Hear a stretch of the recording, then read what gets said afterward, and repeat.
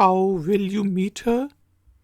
How will you meet her के English question का क्या मीनिंग होता है और इसके जवाब में हम क्या कह सकते हैं, देखते हैं आज के iFactioner के लर्निंग वीडियो ट्यूटोरियल में। तो दोस्तों, how will you meet her का मीनिंग है तुम उससे कैसे मिलोगे।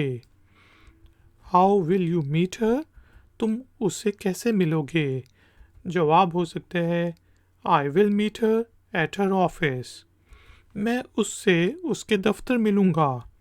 आई will meet her at her office, मैं उससे उसके दफ्तर मिलूँगा। आप ये भी कह सकते हैं I will meet her in her office, मैं उसके दफ्तर में मिलूँगा।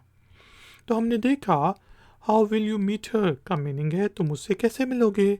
जवाब हो सकता है I will meet her at a restaurant, I will meet her at her office, मैं उससे उसके दफ्तर मिलूँगा। iFactioner की अगर ये वीडियो पसंद आई है तो लाइक का बटन ज़रूर प्रेस करें, वीडियो को शेयर करें और चैनल को सब्सक्राइब करें।